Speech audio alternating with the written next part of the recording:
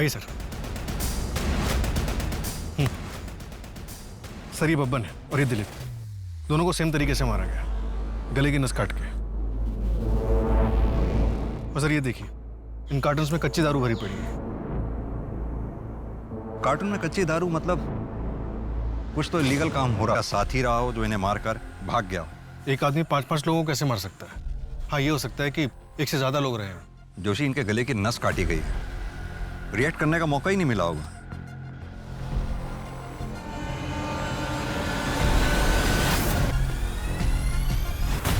Forensic team को बुलाओ, इसे एनालिसिस के लिए भेजो।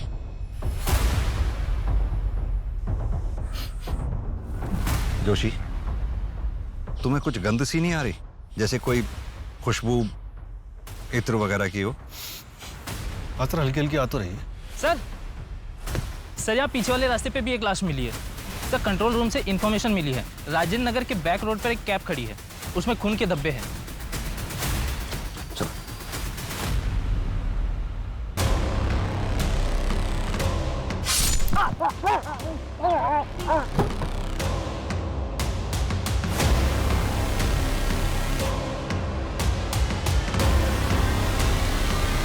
आसपास के घर में पता करो, कहीं सीसीटीवी लगा हुआ या किसी ने कुछ देखा हो।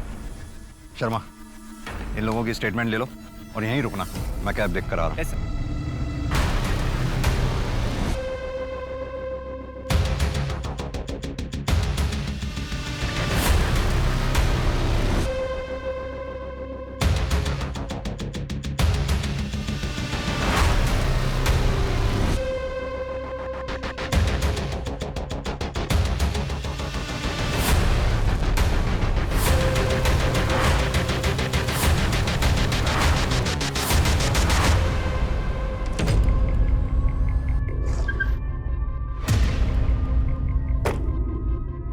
सर गाड़ी में खून के धब्बे, लेकिन कोई लाश नहीं है। और सर ये सिम कार्ड और किसी योगेश मिश्रा का ड्राइविंग लाइसेंस मिला है, शायद ये कैब का ड्राइवर होगा। इस आदमी की लाश तो हमें बैक रोड पे मिली है। कैब चुराने के लिए योगेश मिश्रा को मारा गया होगा। हाँ, हो सकता है जोशी, लेकिन अगर कैब चुराने के लिए ही योगेश का मर्डर किया जाता तो गाड़ी इस तरह से रास्ते के बीचों बीच छोड़कर कातिल नहीं जाता। तो शायद गाड़ी खराब हो गई होगी। और सर एक और बात, गाड़ी में सेम इत्र की खुशबू आ रही है जो हमें जंगल वाली बॉडीज में मिली थी। चेक करो।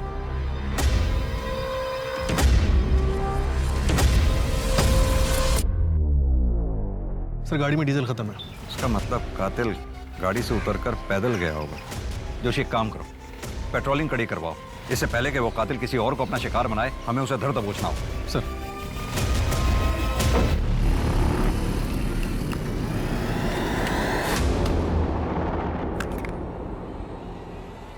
अरे भाई साहब, अरे भाई साहब क्या हुआ?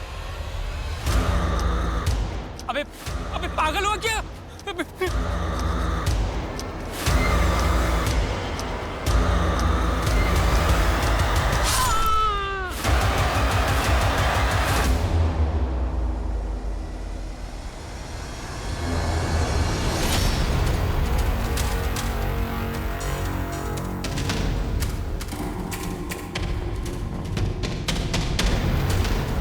इसका गला भी ठीक वैसे ही रहता गया है। आसपास कोई सीसीटीवी भी नहीं। जोशी, अपने 20 साल के कैरियर में मैंने पहले ऐसे कभी केसेस नहीं देखे। समझ में नहीं आ रहा है कि ये किलर एक है या कोई पूरा गैंग।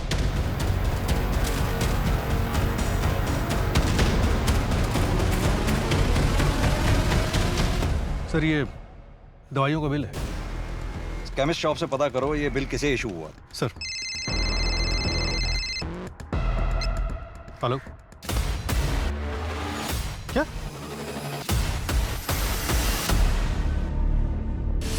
क्या ये? कल रात में 3 गेस्ट आए थे, अंदर एंट्री है, तेरे रजिस्टर में एंट्री नहीं है। रात भर सोने के पैसे देता हूँ मैं। Sorry sir. और श्रुति कहाँ मर गई? आई क्यों नहीं अभी तक? सर उसकी पापा की तबीयत खराब है। भाई साहब, वो एक रूम मिलेगा क्या? हाँ सर, आइए ना, आइए सर, वेलकम।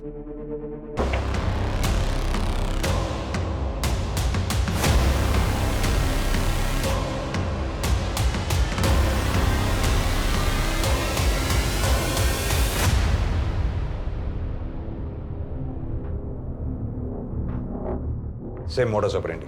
सर सुबह 8:40 की लकी तिवारी के नाम से एंट्री है, लेकिन कोई आईडी प्रूफ नहीं है। लकी तिवारी। जाहिर है कातिल ने अपना असली नाम तो बताया नहीं होगा।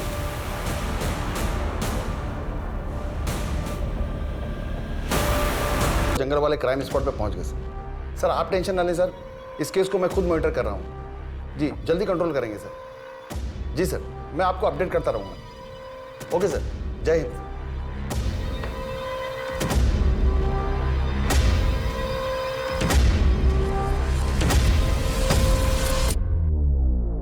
इस हत्याकांड के इन्वेस्टिगेटिंग ऑफिसर से मेरी बात कराओ तुरंत। और हाँ, उस विजय सिंह की पूरी डिटेल चाहिए मुझे।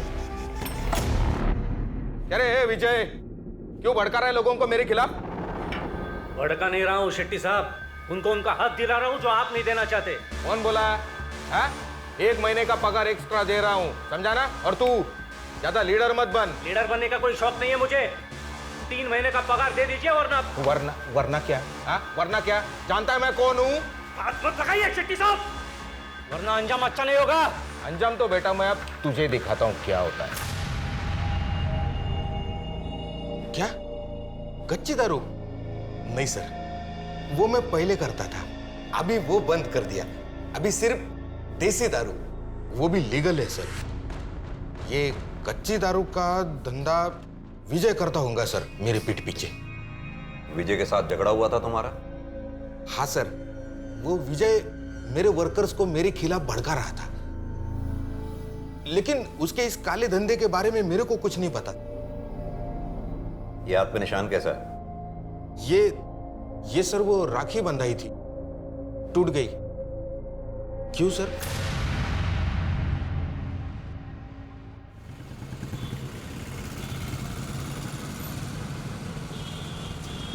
पापा मुझे अब बिल्कुल अच्छा नहीं लगता, यहाँ मुझे कोई प्यार नहीं करता। ऐसा नहीं बोलते कनक बेटा, मम्मी नानू जी कितना प्यार करते हैं तुमसे। बस मुझे एक नौकरी लग जाए, फिर मैं तुम्हें और मम्मी को यहाँ से लेके जाऊंगा।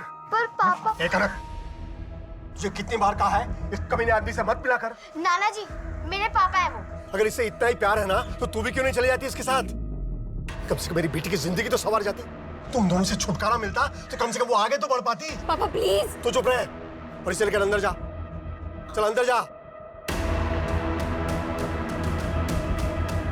सीधा गर्दन की नस पे वार। खुरपी? ये मर्डर वेपन कुछ अजीब नहीं है? सर दिलीप, बब्बन, विजय और योगेश, इनकी जो गर्दन की नस काटी गई उसका जो कट है वो काफी खुरदुरा है। और इन्फॉर्मेशन के लिए डिटेल रिपोर्ट मंगवाई है। और सर गिरीश के घर वालों से बात हुई, उन्होंने बताया कि गिरीश अपने घर से बाइक लेके निकला था जो गायब।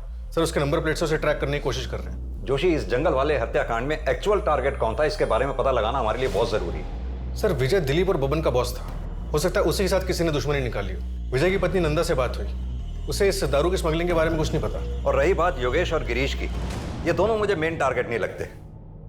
इनका किलर को मिलना इत्तेफाक हो सकता है। अब बाकी बचे वो लोग, लॉज का मालिक रोहित तोमर और वहां का सिक्योरिटी गार्ड गणेश, उनके बारे में कुछ पता चला? सर रोहित की पत्नी अभी शहर में नहीं है, कल तक पहुंचेगी। विजय तुम्हारा ने हमें।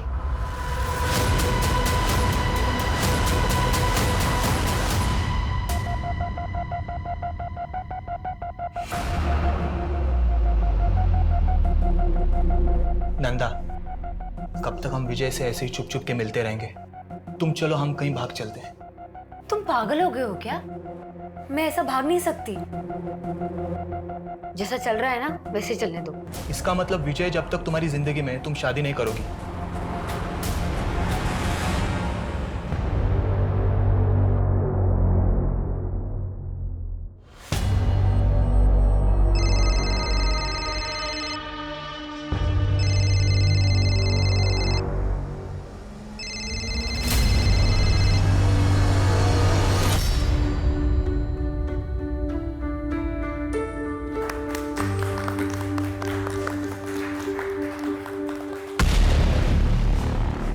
अरे वाह,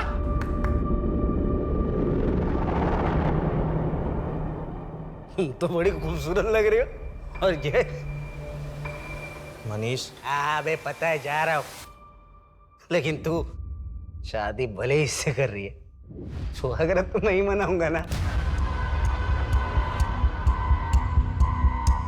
कृष्णा की जिंदगी में आके बैठा हुआ है, जब तक ये रहेगा तब तक मेरी बेटी आगे नहीं बढ़ पाएगी। इसलिए इसे तुरंत रास्ते से हटाना होगा, कैसे भी, और आज ही। क्या हुआ? मुझे ऐसे अर्जेंटली क्यों बुलाया? पापा हम लोग ऐसे जल्दी से जल्दी, पापा वरना वो लोग आपको मार डालेंगे। पापा हम जल्दी जल्दी। पापा शांत हो जा बेटा, शांत हो जा बेटा। कौन मारेगा? काम खत्म होते ही मुझे फोन करना। लेकिन बेटा तेरी मम्मी तो वहीं पर है ना। पापा नाना जी मम्मी को कुछ भी नहीं करेंगे, हम लोग चलते, बाद में आके मम्मा को ले जाएंगे। अच्छा। लेकिन विष्णु जी, आप तो कह रहे हो धीरज गुप्ता कनक के पिता है, तो उनके साथ जा सकती है ना, गलत क्या उसमें? अरे सर आप समझ ही नहीं रहे हो, मेरी नातिन कल रात से गायब है और उस धीरज ने कुछ गड़बड़ किया है। एक नंबर का कमीना है वो, आप पकड़िए उसे। सर मैं अपने मतलब धीरज के घर भी जाकर आई, पर वहाँ पे ताला लगा हुआ है। मुझे बहुत चिंता हो रही है सर, आप प्लीज उन दोनों को ढूंढ लीजिए, कहीं वो किसी मुसीबत में ना हो सर। प्लीज सर, प्लीज उन्हें ढूंढ लीजिए। सर वो मेडिकल शॉप जिसकी रिसीट मिली थी वो पिछले कुछ दिनों से बंद है, उसका ओनर गायब है, हम उसे ट्रैक कर रहे हैं। और शेट्टी, उसके बारे में कुछ मिला? सर उसका सीडीआर और कॉल लोकेशन सब क्लीन है। विजय के मर्डर वाले दिन वो अपने घर पे ही था। जोशी, अगर शेट्टी को ये काम करना ही होता तो अपने हाथ गंदे क्यों करेगा? हो सकता है इस काम के लिए उसने सुपारी दी हो। अपना खबरी नेटवर्क एक्टिवेट करो। Okay sir. सर एक अजीब बात पता चली, एक ऑटो वाले ने हमें बताया कि उसने क्राइम सीन के पास एक औरत को ड्रॉप किया था और विजय की बीवी नंदा का कॉल लोकेशन सुबह 5:30 बजे क्राइम सीन के पास था और नंदा के सीडीआर में गैंगस्टर राकेश मोरे का नंबर भी मिला है। ये नंदा को थाने बुलवाओ।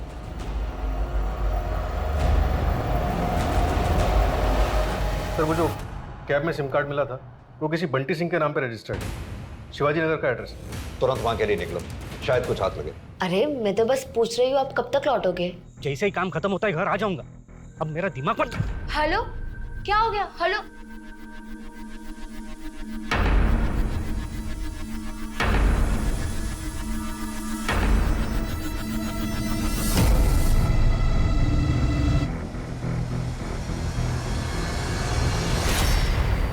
विजय,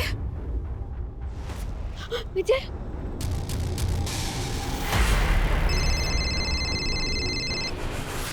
हेलो कौन? हेलो नंदा, मैं बोल रहा हूँ। राकेश तुम कहाँ हो? मैं कब से तुम्हारा फोन ट्राई कर रही हूँ, तुम्हारा फोन बंद है। वो सब मैं मिलके बताता हूँ। 20 मिनट में अपने घर के पीछे मिलो, मैंने सब कुछ सेट कर दिया है। मुझे पता था कि विजय स्मगलिंग के लिए कहा जाता था, इसीलिए मैं वहां गई। तुमने ये बात पहले क्यों नहीं बताई हमें? साहब मैं बहुत डर गई थी, समझ नहीं आ रहा था मैं क्या करूं। मैंने घर जाके राकेश का भी इंतजार किया, पर वो नहीं आया। कहानियां गढ़नी बंद करो नंदा। राकेश के साथ मिलकर तुमने ये कांड किया है, बाकी लोगों को क्यों मारा है? साहब मेरा विश्वास करो, मैंने ऐसा कुछ नहीं किया है। मैं बस ये चाहती थी कि राकेश और मेरी सच्चाई किसी के सामने ना आए। तुम ये बात अच्छी तरह से जानती थी ना कि राकेश विजय को मारना चाहता था? नहीं साहब, मुझे नहीं पता था, मैं सच कह रही हूँ। ठीक है, अभी तुम जा सकती हो। अपना एक कांस्टेबल को बोलो इस पे निगरानी रखे और राकेश को उठवाओ। Right sir.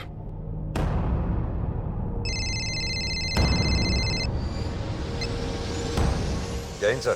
केस का क्या स्टेटस है सिंह? सर ये विजय कच्ची दारू स्मगल करता था, हम स्मगलिंग का एंगल भी इन्वेस्टिगेट। नहीं मुझे नहीं लगता कि विजय की वजह से इतने मर्डर हुए होंगे। तुम बाकी विक्टिम्स पे ध्यान दो। हाँ सर, बाकी एंगल भी स्टडी कर रहे हैं हम सर। और वो स्मगलिंग वाले एंगल में ज़्यादा घुसने की जरूरत नहीं है, वहाँ कुछ नहीं मिलेगा तुम्हें। ओके सर, जय हिंद सर। 9 नंबर का जूता है, इसे फॉरेंसिक भेजो और पता करो कि इस दुकान में बिका है। शायद ये भी धीरज का ही है। प्रकाश, हमसे बहुत बड़ी गलती हो गई, हमने इस केस को हल्के में लिया। अब तुरंत धीरज के घर जाओ और अच्छे से तलाशी लो। मासूम कनक को बड़ी बेरहमी के साथ मारकर जंगल में फेंक दिया गया था। कनक के पिता धीरज कहां थे, उनके साथ क्या हुआ था? वहीं दूसरी तरफ इन लोगों को मौत के घाट उतारने वाले अपराधी अभी भी खुलेआम घूम रहे थे। लाखों कोशिशों के बावजूद पुलिस उनके बारे में कोई पुख्ता जानकारी हासिल नहीं कर पाई।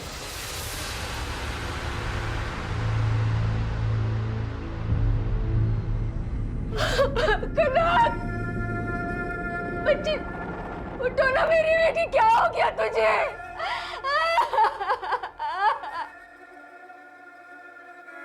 देखिए कृष्णा जी, हम आपकी हालत समझ सकते हैं, लेकिन आगे इन्वेस्टिगेशन कंटिन्यू करने के लिए आपसे कुछ सवाल पूछने ज़रूरी है। हमें जहाँ से कनक की डेड बॉडी मिली थी वहाँ एक 9 नंबर का जूता मिला है। क्या आपके पति धीरज 9 नंबर का जूता पहनते हैं? धीरज तो 8 नंबर का पहनता है। और आपके पिता विष्णु जी? सर वो पापा शायद 9 या 8 नंबर का पहनते हैं। सर शेट्टी के राइट हैंड सतीश के सीडीआर में हिस्ट्री शीटर मुन्ना का नंबर मिला है। इन दोनों के बीच पिछले महीने काफी बातचीत हुई थी। उठा लो इस मुन्ना को। और सर ये रोहित को लैंड माफिया यशवंत से काफी धमकियां मिल रही थी। दुगनी कीमत दे रहा हूं, ले ले। और मुझे जो चाहिए वो मुझे दे दे, वरना क्या? और तेरी धमकियों से डरने वाला नहीं हूं मैं। रुक, अभी पुलिस को फोन करता हूं। विनोद चंदेल को पुलिस की धमकी देता है। सर छोड़ दीजिए सर। लो, छोड़ दिया। लेकिन ये तो अभी ट्रेलर है भाभी जी। समझाओ अपने पति को, अगर इसे कुछ हो गया तो आपको कौन संभालेगा? वैसे संभाल तो हम भी लेंगे। समझाओ इसे। चल रे। ये रोहित के मर्डर के वक्त लैंड माफिया यशवंत कहाँ था? शहर में नहीं था सर। अगर रोहित इसका टारगेट था तो फिर इसने विजय और उसके लोगों को क्यों मारा होगा? सर यशवंत और शेट्टी दोनों पुराने दोस्त हैं। यानी कि इन मर्डर से दोनों को फायदा हो रहा था। एक तीर से 2 निशाने। किस बात का कन्फेशन? अगर मुझे रोहित को मरवाना होता तो उसे ऐसे गायब करवाता कि उसका नामो निशान तक पता नहीं चलता। ए इंस्पेक्टर, ज्यादा होशियारी नहीं। ये गलती एक बार तो माफ कर रहा हूँ। सरकारी नौकर हो ना, मेरे बारे में पता करो कि मैं कौन हूँ और मेरी पहुंच कहाँ तक है। और अगली बार बिना सबूत के मेरे पास मत आना, नहीं तो ऐसी जगह ट्रांसफर करवाऊंगा कि सारी हेकड़ी धरी की धरी रह जाएगी। हो गई 4 धाम की यात्रा। यहाँ पोथी गायब थी और आप गए थे अपने पाप धोने। अरे लेकिन मैं तो उसके सलामती के लिए माथा टेकने गया था। ये जूता आपका है? नहीं। आपके जूते देख के लग रहा है ये 9 नंबर के होंगे। हाँ तो? हमें कनक की डेड बॉडी के पास 9 नंबर का जूता मिला है। लेकिन आपका कहना है कि मैंने मेरे नाती को... दिमाग खराब हो गया है क्या आपका? ये जूता भी मेरा नहीं है तो किस बुनियाद पर आप ये कह रहे हैं? हाँ ये मेरी है, लेकिन ये आपके पास कैसे? धीरज के घर में मिली। झूठा तो था ही, चोर भी था।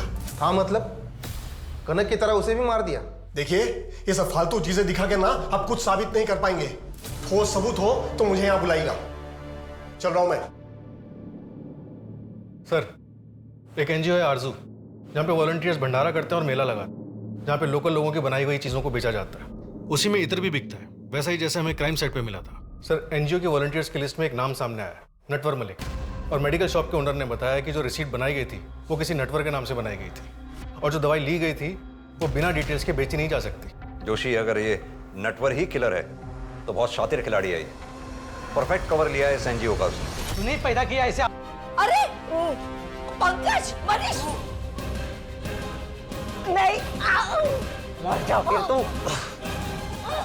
मनीष छोड़।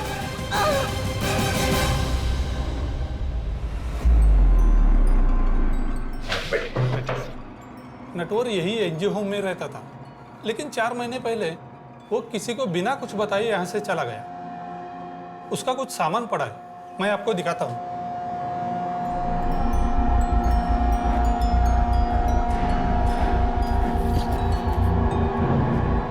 उससे कोई मिलने भी आता जाता था यहाँ? उसका एक दोस्त था, वो भी कभी कभी यहाँ वॉलंटियरिंग करने आता था और दोनों साथ में ही रहते थे। उसके दोस्त की या उसकी कोई फोटोग्राफ या डिटेल होगी आपके पास?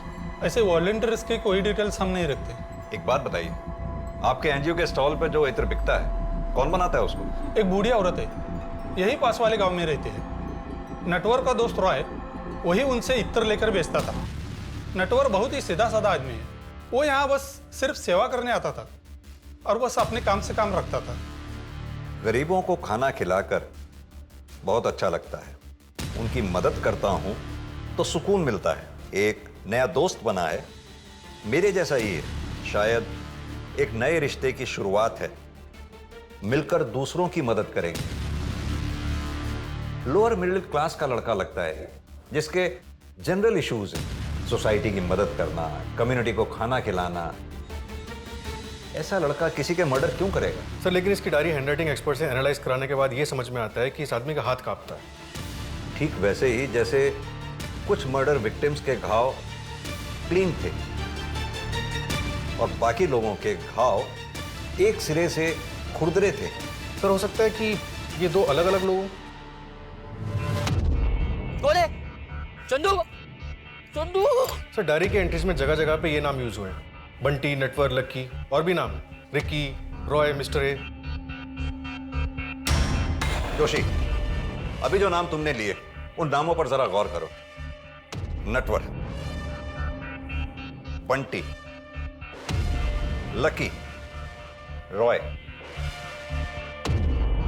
मिस्टर ए, ये जितने भी नाम हैं सभी फेमस फिल्म्स के फेमस किरदारों के जो कॉनमैन थे, यानी कि ठग। हम अभी तक सुरागों में ही उलझे रहे। वो गाड़ी से मिलने वाला SIM card, ID proof, medical receipt, हमें उनसे कुछ भी हासिल होने वाला नहीं था क्योंकि ये हमारे साथ खेल खेल रहा था। सर हमारे पास इन झूठे नामों के अलावा फिलहाल कुछ भी नहीं। एक बेनाम और बेशकल आदमी को ढूंढना बहुत मुश्किल है। हेलो। अरे सर, आप जितना टाइम मुझे देते हैं ना उतना टाइम अपनी बीवी को देंगे ना तो आपकी पूजा करने लगेगी वो। कौन बोल रहा है? नटवर, लकी, रिकी, या मेरा असली नाम जानना चाहते हैं? कौन हो तुम? कहाँ हो इस वक्त? सर मैं जा रहा हूँ आपका शहर छोड़ के, भूल जाइए मुझे। किसके कहने पे तुमने ये सब मर्डर्स किए? मेन टारगेट कौन था तुम्हारा? नटवर, बंटी, लकी, तुम जो कोई भी हो, कोई तो वजह होगी तुम्हारे पास मुझे कॉल करने की। अरे वजह आप हो सर, वैसे आप गलत जगह ढूंढ रहे हैं। मर्डर की वजह घर के बगल में है। हेलो, घर के बगल में मतलब? सर मैं नंबर ट्रैकिंग पे डालता हूँ और जितने भी सस्पेक्ट्स हैं सबके नेबरहुड में देखता हूँ। कुछ नहीं हासिल होने वाला उससे। ये सिर्फ हमें गुमराह कर रहा है, खेल रहा है हमारे साथ। जोशी, इन नामों का सहारा लेकर अभी तक जितने भी क्राइम हुए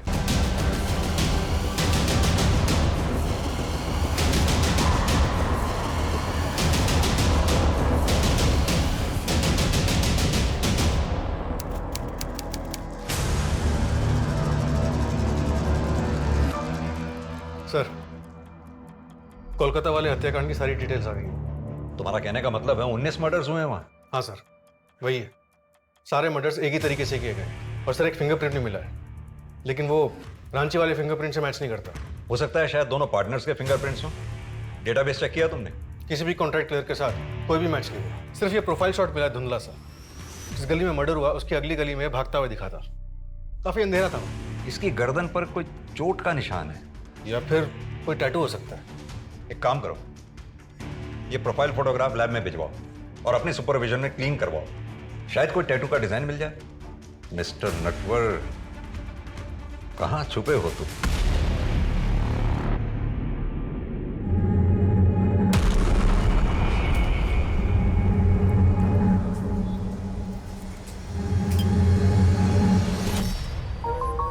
कॉफी आ गई है। आ रही हूँ। पंकज, कल चले अंगूठी देखने के लिए? ठीक है, चलते हैं। पंकज, अगर तुम अपने पास्ट को अभी तक नहीं भूले हो तो कोई बात नहीं, हम थोड़ा और टाइम ले सकते हैं। ऐसा नहीं है तन्वी, बस काव्या की याद आ गई थी। वो मेरा अतीत थी, अब तो मेरी आज हो।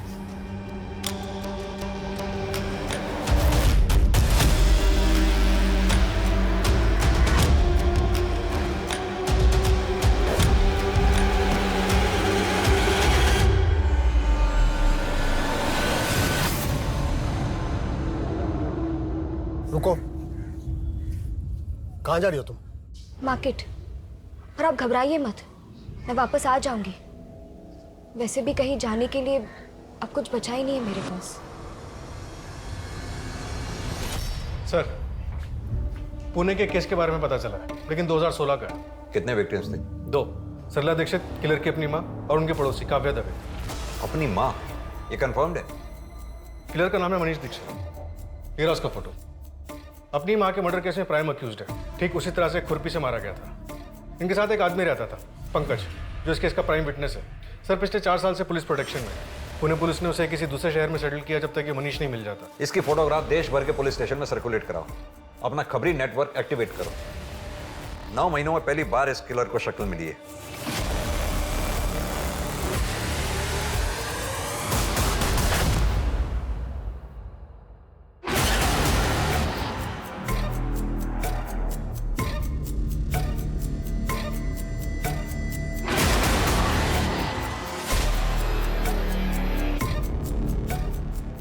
सर, मनीष को भोपाल में देखा गया है। वहां के एक चाय वाले ने भोपाल पुलिस को इन्फॉर्म किया। तुरंत एक टीम रेडी करो, भोपाल पुलिस को बैकअप रिक्वेस्ट के लिए बोलो। ये मनीष का, रोहित या विजय, इनमें से किसी से कनेक्शन मिला कुछ? नहीं सर, कोई कनेक्शन नहीं मिला। मुझे कुछ तो मिसिंग लग रहा है।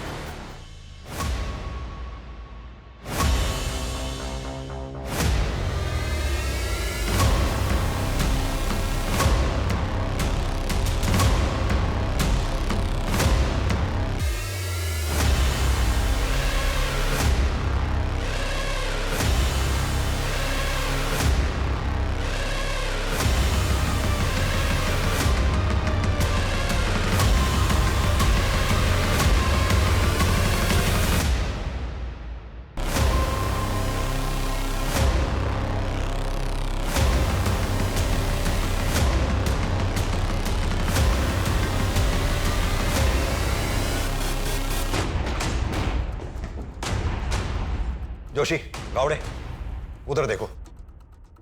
तुम मेरे पीछे आओ। तन्वी, ठीक तो हो तुम? देखो जरा, कहां है जोशी?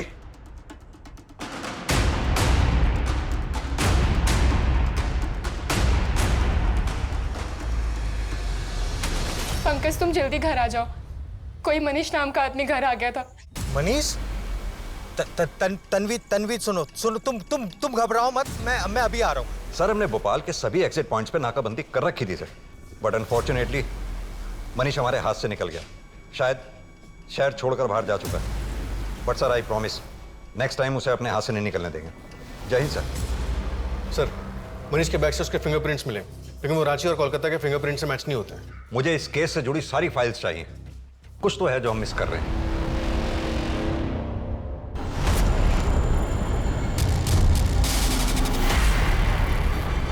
आवड़े, मुंबई की फाइल नहीं, लखनऊ की फाइल चाहिए। भाई कहां हो तुम?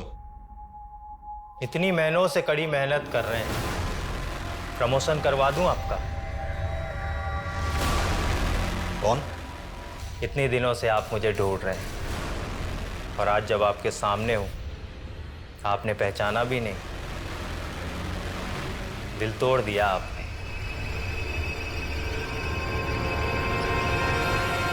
की डायरी हैंडराइटिंग एक्सपर्ट से एनालाइज कराने के बाद ये समझ में आता है कि इस आदमी का हाथ कांपता है।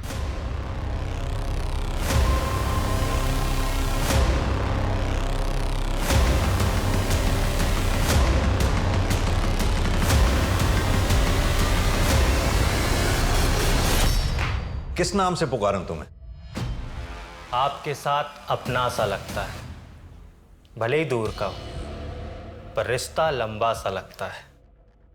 कार्तिक, कार्तिक शुक्ला कह के बुलाइए, जो नाम मेरी माँ ने मुझे दिया था। मनीष तुम्हारा पार्टनर है? मेरा पार्टनर तो कोई और है। मनीष तो मुझसे बदला लेने आया था। बदला? अपनी माँ का बदला लेने? काफी स्मार्ट हैं आप, इसीलिए तो आप मुझे पसंद हैं।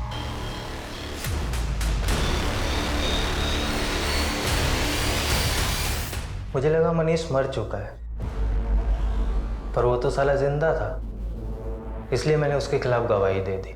और अब वो मेरे पीछे पड़ा हुआ है बदला लेने के लिए। एक झटके में किसी की जान लेने में जो नशा है, जो सुकून है, खैर वो आप नहीं समझोगे। बकवास बंद कर और सीधी तरह से ये बता कि तेरा साथी कौन है और कहां है। फिलहाल तो तन्वी के घर के पीछे जो गली है, मकान नंबर 4, वहां पे मिलेगा वो। क्या नाम है उसका? कौन है वो? इस बार बहुत बड़ा हाथ मारा है ना तूने। तन्वी नाम है ना उसका?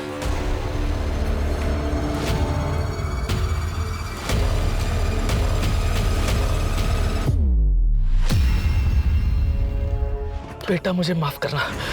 तेरी नानू को ऐसा फंसाऊंगा कि पूरी जिंदगी जेल में सड़ेगा वो।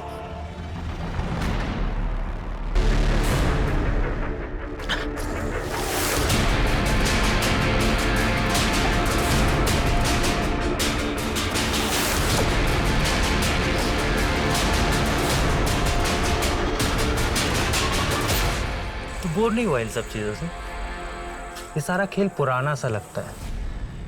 अब लोगों को मारना इतना आसान हो गया है, कोई मजा ही नहीं रहा यार अब इन सब चीजों में। तुझे आना है तो आ, वरना मत आ। मैं अकेले हाथ साफ कर लूंगा उस पर। चल ठीक है, कल का प्लान करते हैं। नहीं पाते, वो तो मुझसे आपकी तड़प देख ही नहीं गई और मैं बोर हो चुका था, इसलिए मैं खुद चला आया। अब वो मजा नहीं रहा लोगों को मारने में, अब आराम करना है जेल जाके। पंकज राणा उर्फ कार्तिक शुक्ला और धीरज गुप्ता अपराध जगत के ऐसे शातिर, बेरहम और कुख्यात दरिंदे थे जिन्हें अपने किए पर रत्ती भर भी पछतावा नहीं था, जिन्हें अपने स्वार्थ के आगे कुछ भी गवारा नहीं था। लेकिन उनके इतने भयंकर अपराधों के बावजूद इस केस का सबसे चौंका देने वाला वाकया तब हुआ जब सालों तक जुर्म करने के बाद पंकज राणा ने एक दिन अचानक पुलिस थाने आकर अपने आप को पुलिस के हवाले कर दिया। वो भी सिर्फ इसलिए क्योंकि अब खून खराबे से उसका मन भर चुका था। लोगों को मारने में अब उसे वो मजा नहीं मिल रहा था। वो इन सब चीजों से थक चुका था और जिंदगी में अब कुछ नया करना चाहता था। ये वाकया अपने आप में रोंगटे खड़े कर देने वाला है और हमें यह सोचने पर मजबूर कर देता है कि इस दुनिया में ऐसे भी लोग हैं जिनके लिए लोगों की जिंदगियों से खेलना सिर्फ एक खेल है जो उन्हें रोमांचित करता है। भावनाओं में बहकर एक अजनबी पर भरोसा करना बिल्कुल भी उचित नहीं हो सकता। किसी की सच्ची मंशा को जानने के लिए सतर्क दिमाग का इस्तेमाल करना बहुत जरूरी होता है। अब मैं आशुतोष राणा आपसे विदा लेता हूं। हम फिर मिलेंगे एक ऐसी ही कहानी के साथ जो आपको रखेगी सतर्क और जिंदगी को सुरक्षित। तब तक अपना और अपने परिवार का ख्याल रखिए और देखते रहिए क्राइम पेट्रोल सतर्क। जय हिंद।